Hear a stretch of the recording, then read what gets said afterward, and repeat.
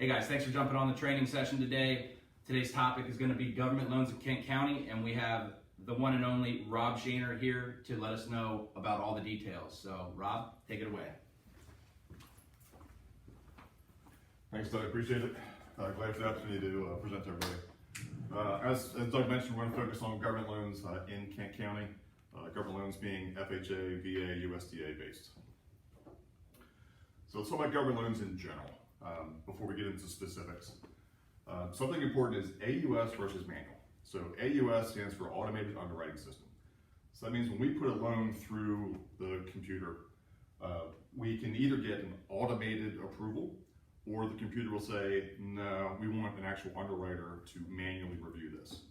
So guidelines vary very much between an automated approval and a manual. So we have a lot more flexibility with things like debt to income ratio, reserves, credit, if it's an automated approval versus a manual. So as we go into each individual loan program, we'll go over the details of that. Also, out of the three, VA is always the best option. So if you have a VA buyer, a VA loan is always the best. And again, when we get to the VA section, we'll tell you exactly why. Delaware State Housing Authority, or DSHA, is allowable for all three loan products. So even though VA and USDA don't require down payments, you still have closing costs to address, you can get that with DSHA. All right, for purchases, which is what we're focusing on today, all three products are only owner-occupied purchases. You do have options for refinances in different situations, but if you're looking to buy a house, it's owner-occupied only. Something that trips up a lot of people is why I'm mentioning it here, dispute accounts on credit reports. So it's pretty common for people, especially with borderline credit, to just dispute all their negative history, which is fine and dandy, but what happens when you dispute an account is that actually stops that account from reporting or being influenced by the credit score. So a lot of programs will say, hey, you have all these disputes, we need to stop those disputes. So what happens is, great, we review the disputes from the credit report, but then the credit score tanks because now they're being reflected in the credit score. So something we have to be aware of. And manufactured homes. A rose is a rose is a rose. They can call it a double wide, a manufactured home, mobile home, whatever. It's still a manufactured home, and there are specific requirements that need to be met. Obviously, title has to be retired, has to be in a permanent foundation, has to be built after June 15th, 1976. So make sure you let either myself or your lender know that, hey, we're going to make an offer, but it's a manufactured home because credit score requirements are different. Just a lot of things that we need to be focused on if it's a manufactured home because it's a different animal than a traditional stick-built house. Hey Rob, real quick, on that topic, we always get the question, modular versus mobile or manufactured, are they one and the same? Can you explain to us what the differences are, real quick? Okay, so a manufactured home is assembled somewhere, has a steel chassis, has a tongue and axles, and is pulled to the house, even in two sections and combined. A modular home is essentially built in components in a factory, but kind of assembled on site. So it's treated just like a stick-built home. Okay. It never had a title issued. Like manufactured home will have a title issue just like a car or truck. It technically is a moving vehicle. A modular home never had a title issued, and that's completely fine. Okay, so an easy way to kind of look at it is a modular was more or less trailered to the site and then assembled, whereas the mobile home is the trailer. Correct. Got it. Absolutely correct. Perfect. All right, let's start with USDA. Here's the different components. It is a 0% down payment. You have to have at least a 580 credit score. I would say that's the minimum. 620 is a better credit score. You have a lot more probability of getting approved. Of the three government products, USDA is the most strict on debt to income ratio. So if somebody qualifies for a $300,000 FHA loan, doesn't mean they qualify for a $300,000 USDA loan because debt to income ratio is really important. Again, that's where that AUS comes in. If it's a 44 debt to income ratio and AUS approves it, golden. But if it's a manual underwrite, we are completely stuck by that 2941.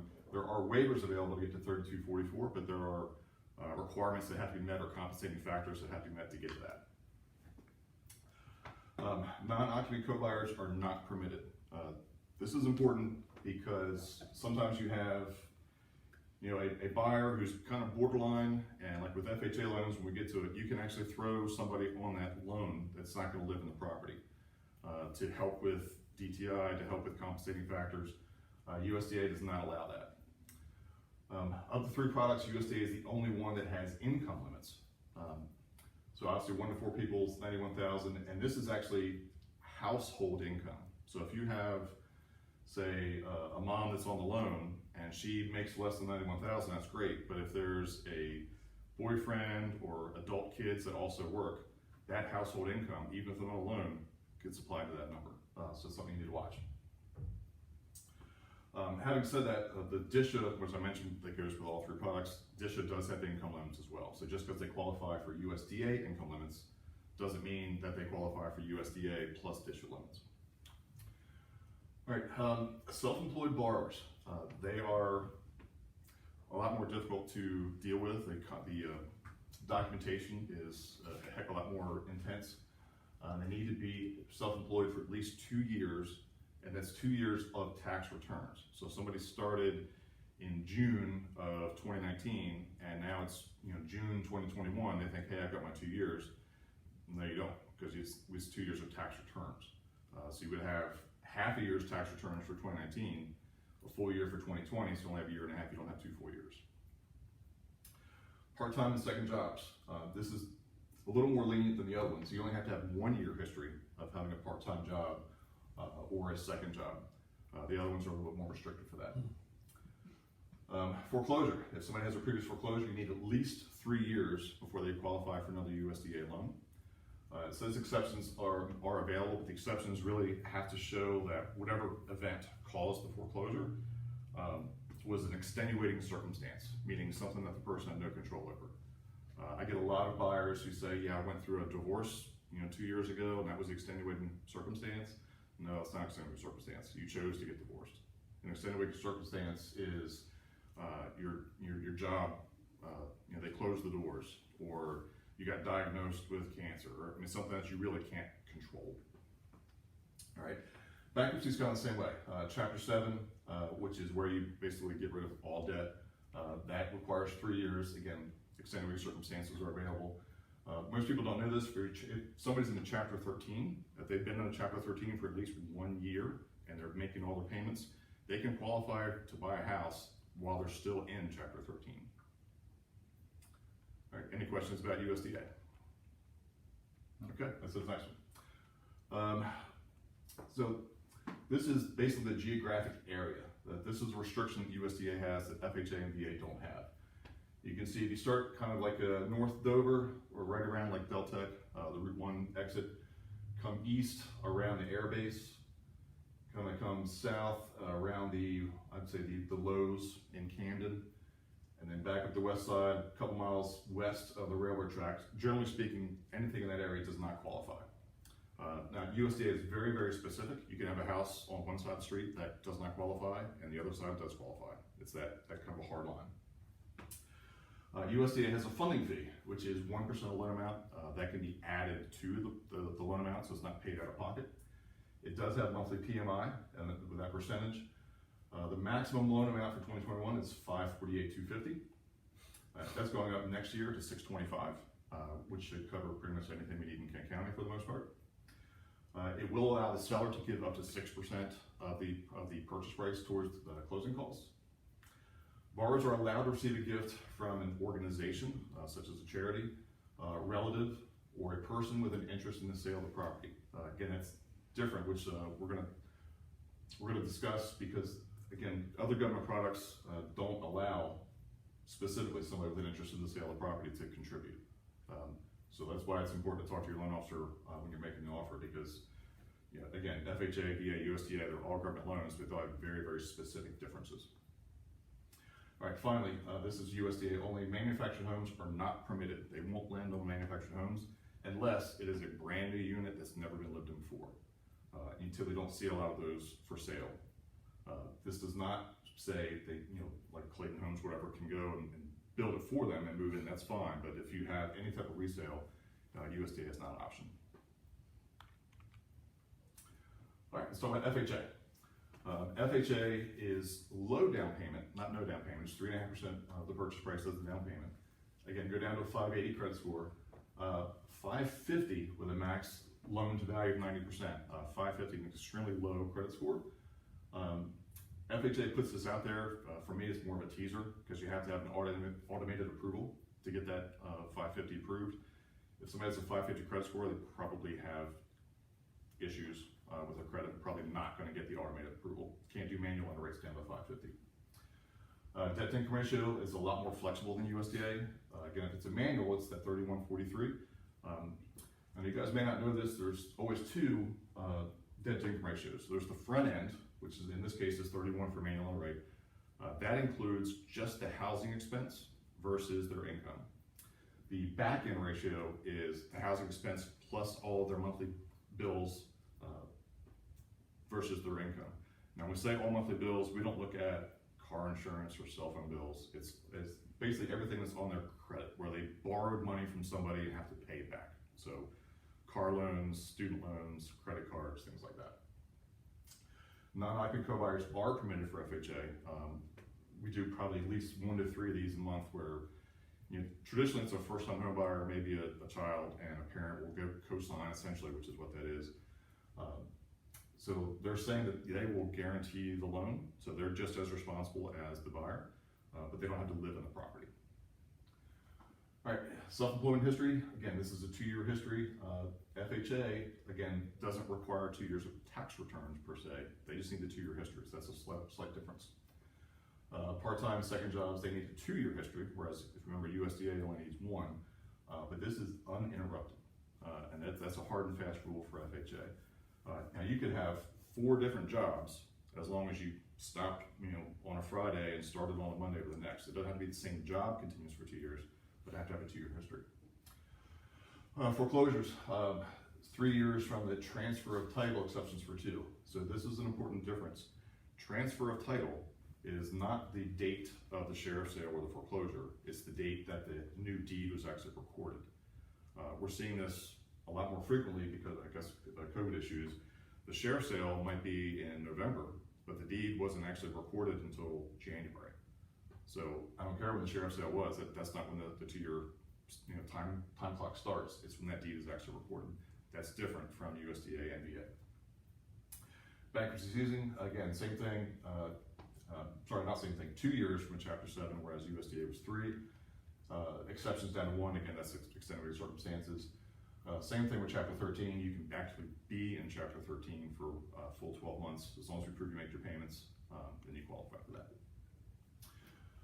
FHA has a funding fee, which is the most expensive of the 3, at 1.75% of loan amount. Again, that can be added to the loan. PMI is also the highest of the 3. So given the choice, if somebody qualified for VA or USDA, we place them in that loan product as opposed to FHA. So it's kind of I wouldn't say last resort, but it's the last best resort of the government loans. A maximum loan amount in Kent County is $356,000, $362,000. That will likely change in 2022. It's not been announced just yet. Same maximum seller's assistance, 6%. And gift funds are permitted from relative employer or close friend. So again, slight nuances. USDA does not allow for close friend, whereas FHA does. Okay, this is important. We see this all the time. It's important that you know if you're going to make an offer on a property, when that property was actually acquired by the seller. FHA is really the only one that has this issue, but that's called the FHA flipping rule. So you say you have an investor who bought a property, renovated it, put it back on the market. If they acquired it less than 90 days from contract date, FHA will not allow that at all. 91st day, rules change. You have to have 2 appraisals done. Again, this is allegedly for the benefit of the buyer to make sure that it's really worth what they say it's worth. So from 91 to 180 days, you have to have 2 appraisals done. 181st day, all bets are off. It's just like any other house. But we get this a lot from our agents because they obviously don't necessarily know that it was acquired by an investor or flipped, whatever. So they get it in. The contract was written 80 days after it was acquired by the seller or the investor, and we have to basically void that contract hang out for another 10 days, and then make another offer, so you're at your 91st day. You can read the details here. Hey, Rob, real quick, Yes. just a little elaboration. Is this 90 days from the deed being recorded or from the actual closing? I believe it's deed being recorded. Okay, so we need to pay attention to when the actual deed, so even if they bought the house 90 days ago, if that deed took 10 days to be recorded, that could push that date back? Absolutely. Okay, and then in the two appraisal scenario, I assume the buyer's paying for both appraisals? I don't want to speak for other lenders. We have the buyer pay for the first appraisal, and then I cover the cost of the second one. Okay. Obviously, in an ideal world, we want to eliminate this scenario completely, because as you can imagine, it's always the worst case for the appraisals. Sure. An appraisal comes in at price with no repairs, that's great. But if the second appraisal comes in low and needs repairs, that's the one that sticks. Mm-hmm. And with FHA, and this is important for you guys to know, the appraisals for FHA loans stick with the property for 6 months. The reason that's important is if you're listing property and you accept an FHA offer, it's not happening a lot right now because obviously prices are skyrocketing, but in a normal market, if that appraisal comes in low or below your list price, you really shouldn't accept another FHA offer because that appraisal is going to stay. So if you have it listed at 300 and appraises at 290, you can't sell to another FHA buyer for 6 months for more than 290 unless they're willing to pay the difference out of pocket. Is that what we were talking about yesterday?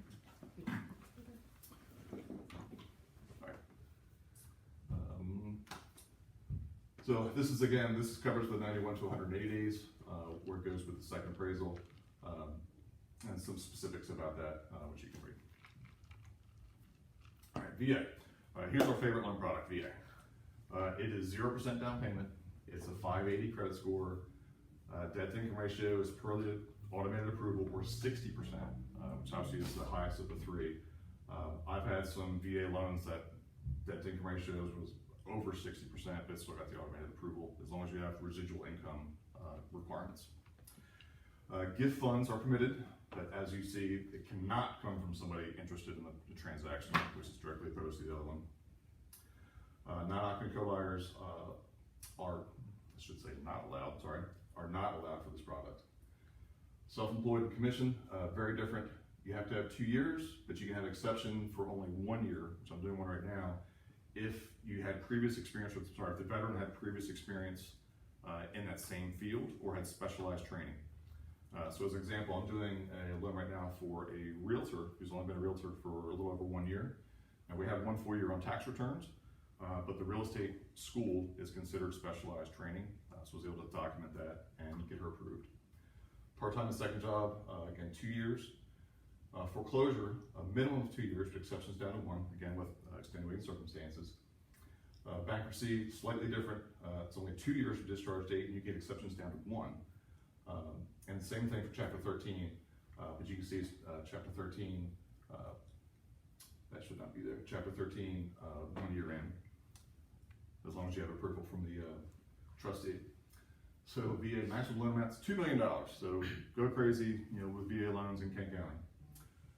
Here's something that's commonly misunderstood. So with VA loans, the seller can pay all the buyer's closing costs. As I mentioned, USDA and FHA are capped at 6%. If you, for some reason, have 8% 8% closing costs, the seller can pay all of that. And here's what's misunderstood. There's also 4% available that the seller can actually give to the veteran to pay off debt or to pay the funding fee. And that's on top of paying all closing costs. That's only a cushion? Absolutely. Okay. So no other loan product really allows the seller to pay anything for the buyer other than closing costs. But if you've got, a judgment, or you've got, a large credit card that if that were gone, the buyer would qualify. So the seller can actually pay off the buyer's debt and help them qualify. And as mentioned earlier, no knocking co-buyer. So the only, I'd say, real downside of VA loans is the funding fee. As you see, if there's first time use, there's subsequent use. This does get added to the loan amount, or can be, but it's much higher than both FHA and VA. FHA and USDA. However, to offset that, those products both have monthly mortgage insurance, or PMI. VA loans do not have any monthly mortgage insurance due. All right, that's basically the gist of government loans in Kent County. Went over some different loan amounts or maximum purchase prices. They do vary by county when it comes to FHA. USDA and VA are the same no matter where you are in Delaware. So it's my website for anybody that you want to get pre-approved. And let's go to questions. Anybody have any questions we haven't addressed yet? No. I apologize being late, by the way.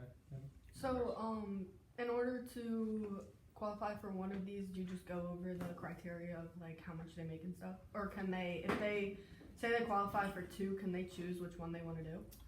I don't know how that all works. So they absolutely, have the final decision. It's my job as the mortgage planner to give the pros and cons of each. Saying part of my consultation is, you qualify for these 2 products or these 5 products or whatever it is, and go over the pros and cons of each and help educate so they can make an informed decision. But it's important to know as buyer's agents when you're functioning in that capacity, don't try to guess what loan program you want to put them in. Let your loan officer do that because they may qualify for one and not the other, vice versa. So you may go in, obviously appraisals are different for all 3 loan products. So even as listing agents, that's important for you guys to know what offers you're looking at. So again, if it's an FHA offer, hopefully that appraisal comes in okay because you're stuck with that for 6 months. If it's VA or USDA, the appraisals go with a buyer, not the property, so you're fine. But FHA appraisals are kind of little mini home inspections also. They're really looking for safety issues. So you may have a passing conventional or